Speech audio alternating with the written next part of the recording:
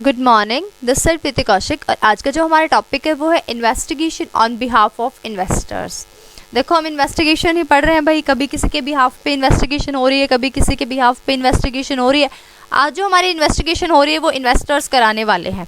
Investors के behalf पे होने वाले इन्वेस्टिगेशन को आज हमने स्टडी करना है। तो देखिए जी, शुरू करते हैं। Investigation on behalf of investors. When any investor consider investing in any sole proprietorship concern, partnership firm or company, he wants to be sure that his investment will be safe and also want to earn the maximum possible return on his investment। कहते हैं जब भी कोई भी investor अपना पैसा invest करने जाता है, चाहे वो सोल प्रोप्राइटरशिप में करे इन्वेस्ट या पार्टनरशिप फर्म हो या फिर कंपनी हो, तो वो यही चाहता है कि उसकी जो इन्वेस्टमेंट वो करे वो सेफ हो, उससे जो वो अर्न करे वो मैक्सिमम पॉसिबल रिटर्न उसे मिले।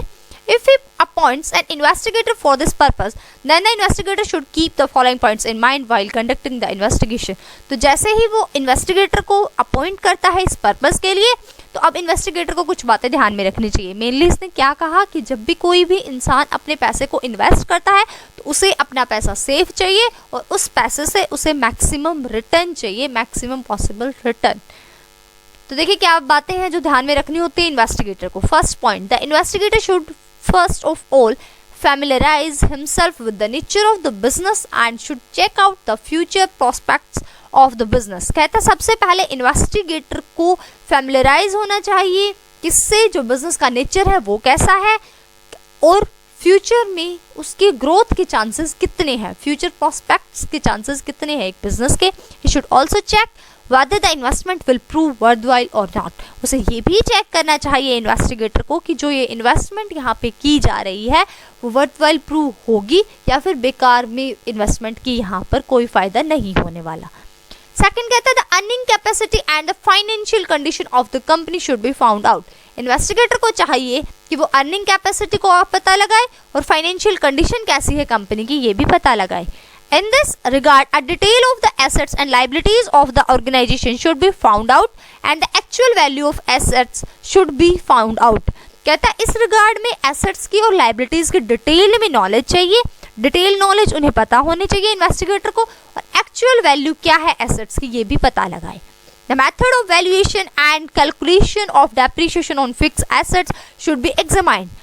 वैल्यूएशन का मेथड कौन सा यूज किया गया है, देन डेप्रिसिएशन को कैलकुलेट किस तरीके से किया जा रहा है फिक्स एसेट्स के ऊपर, इस बात को एग्जामाइन करें। If there is any charge of any asset the same should be also examined.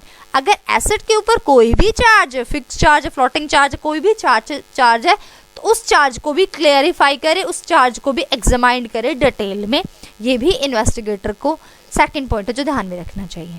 Third point में कहता है the creditors bad and doubtful debts and the provision made relating to the same should be examined। Creditors कितने हैं firm के, company के, bad debts कितने हैं, bad and doubtful debts कितने हैं, उसके बाद प्रोविजन कितना बना रखा है, क्या एप्रोप्रिएट प्रोविजन बनाया या नहीं बना रखा, इन चीजों को भी एग्जामाइन करें।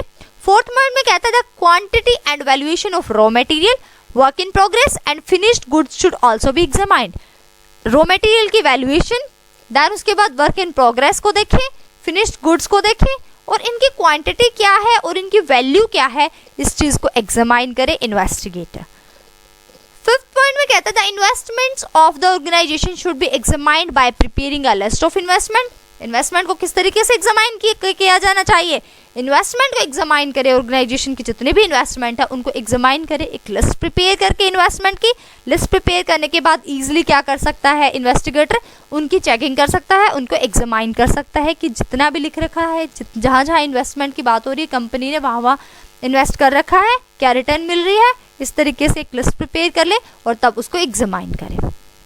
ओके, सिक्स्थ पॉइंट में कहता है if in relation to the invested amount the organization is willing to keep any assets as security then the said amount should be valued correctly।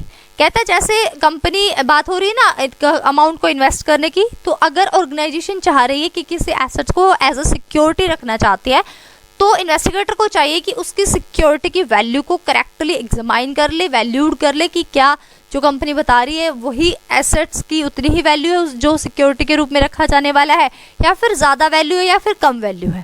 It should be checked whether the same is adequate as security and if any charge already exists on the asset then the same should also be examined. कहता है investigator इस बात को check करे कि जो securities as a security रखी जाने वाली है वो चीज़ यानी वो एसेट एज अ सिक्योरिटी, क्या उस एसेट के ऊपर पहले कोई चार्ज है, अगर है तो उसको भी एग्जामाइन करेगा इन्वेस्टिगेटर। तो 6 पॉइंट में यही बताया कि जो इन्वेस्टेड अमाउंट है उसके रिगार्ड में अगर जो ऑर्गेनाइजेशन है वो एज अ सिक्योरिटी किसी एसेट को रखना चाहती है तो उस एसेट की वैल्यू करेक्टली पहले फाइंड आउट की जाएगी। उसके बाद ये देखा जाएगा इस एसेट के ऊपर पहले कोई चार्ज तो नहीं है, अगर पहले कोई चार्ज है तो ठीक है, उसको भी एग्जामिनेशन किया जाएगा उसका डिटेल में, और ये सब कौन करने वाला है, इन्वेस्टिगेटर। ओके जी, 7th पॉइंट में कहता है information should also be acquired about the goodwill, qualification and character of the managers who are responsible for running the organization. Organization को रन करने के लिए जिन चीज़ों की ज़रूरत है उनसे इन्फॉर्मेशन एक्वायर करें, जैसे गुडविल से रिलेटेड इन्फॉर्मेशन चाहिए, क्वालिफिकेशन क्या है मैनेजर्स की, कैरेक्टर कैसा मैनेजर का, और जो क्योंकि मैनेजर से रिस्पॉन्सिबल होते हैं ना ऑर्गेनाइजेशन को रन करने के लिए, तो इससे रिलेटेड इन्फॉर्मेशन ले investigator. By qualification here we mean experience in running the business, capacity to raise loan etcetera. Qualification से यहाँ पे जो हमारा मतलब है वो है कि बिजनेस को रन करने का उसका एक्सपीरियंस कितना है, लोन को किस तरीके से वो रेज करता है, उसकी कैपेसिटी क्या है। The opinion of the existing investors should also be found out, जो पहले जिन्होंने इन्वेस्ट किया है इस कंपनी के अंदर एग्जिस्टिंग इन्वेस्टर्स हैं उनका ओपिनियन क्या है इससे related, as to whether they are willing to invest further in the organization और नॉट, क्या वो आगे भी इसी ऑर्गेनाइजेशन के अंदर इन्वेस्ट करने वाले हैं या बस उनका मन भर गया अब वो आगे इन्वेस्ट नहीं करेंगे तो रीजंस क्या है, इन सबको फाइंड आउट करने की कोशिश करेगा यहाँ पर कौन, हमारा इन्वेस्टिगेटर। एंड 8 पॉइंट में कहता है if the investors is investing his fund in a partnership firm then the contract entered into between the investor and the firm should be examined and it should be checked whether the terms and conditions thereof are in the interest of the investor or not। कहता है investor ने invest किया है अपना fund partnership firm के अंदर, तो जो कॉन्ट्रैक्ट हुआ है इन्वेस्टर के बीच में और फर्म के बीच में उसको एग्जामाइन करेगा यहाँ पे इन्वेस्टिगेटर हमारा। साथ साथ वो ये बात भी चेक करेगा कि जिन टर्म्स एंड कंडीशंस पे लोन लिया इन्वेस्ट किया गया है पैसा, क्या वो इन्वेस्टर के फेवर में है या नहीं है, इन्वेस्टर के इंटरेस्ट में वो टर्म्स एंड कंडीशन जा रही है या फिर नहीं जा रही है, इन बातों को यहाँ पे फाइंड आउट करेगा इन्वेस्टर। एंड 9 पॉइंट में कहता है if the amount is being invested in the shares और debentures of a company then the rights of various kind of shareholders should be examined by studying the memorandum and article of association of the company in order to determine the type of security in which the fund should be invested। Apart from this the following point should also be looked into। कहता है जैसे अगर पैसा investor जो है अपने पैसे को इन्वेस्ट करना चाहता है शेयर्स एंड डिबेंचर्स में, कंपनी के शेयर्स एंड डिबेंचर्स में पैसे को इन्वेस्ट करना चाहता है, तो क्या चाहिए इन्वेस्टिगेटर को, इन्वेस्टिगेटर चेक करे कि राइट्स क्या हैं, यानी जो भी पर्टिकुलर टाइप के उसने शेयर्स परचेज किए हैं उन पर्टिकुलर काइंड्स के शेयर होल्डर्स को क्या क्या राइट दिए गए हैं उनको चेक करें। साथ साथ एमओए और एओए की को स्टडी करें, memorandum of association and article of association को चेकिंग करें, एग्जामाइन करें उनको कंपनी का जो है, और उसके साथ साथ वो डिटरमाइन करे कि टाइप ऑफ सिक्योरिटी कौन सी है जो इन फंड में इन्वेस्ट की जानी चाहिए। और उसके बाद वो 2 पॉइंट्स को और ध्यान में रखेगा, वो 2 पॉइंट्स कौन कौन से हैं। First the profit and loss account and balance sheet of the company should be examined thoroughly in order to find out the financial condition of the company. Company की फाइनेंशियल कंडीशन को check करने के लिए तभी तो shares में पैसा लगाया जाएगा ना, डिवेंचर्स में पैसा तभी लगाए, एक बार देख तो ले कंपनी की फाइनेंशियल कंडीशन कैसी है, वो किससे पता चलेगी, profit and loss account and balance sheet से पता चलेगी, जो एग्जामाइन करेगा हमारा इन्वेस्टिगेटर। सेकेंड पॉइंट में कहता है information should also be acquired about the working capital of the company in order to find out whether the investment is secure or not।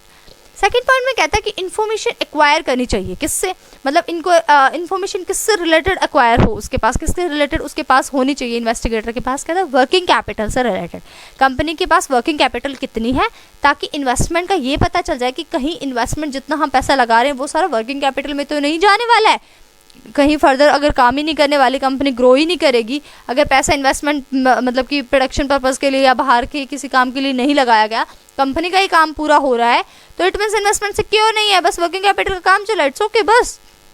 तो कहते हैं इन्वेस्टमेंट सिक्योर है या नहीं है, इसलिए इन्वेस्टिगेटर को चाहिए कि वर्किंग कैपिटल कैसी है कंपनी की, कितनी है, इंफॉर्मेशन उससे रिलेटेड चाहिए कि कैसे कैसे वो एक्वायर कर रहे हैं वर्किंग कैपिटल को.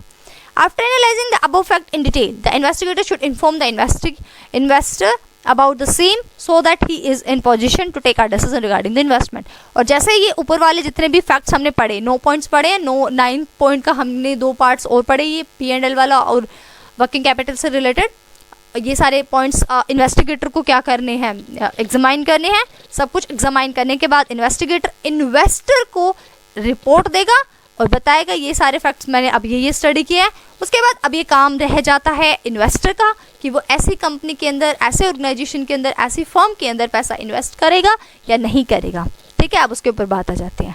तो ठीक है, आज हमारा अब कंप्लीट होता है ये investigation on behalf of investors. Hope you like it. Thanks for watching. Like, share, comment and subscribe Preeti Kaushik classes. Bye bye, take care, keep watching.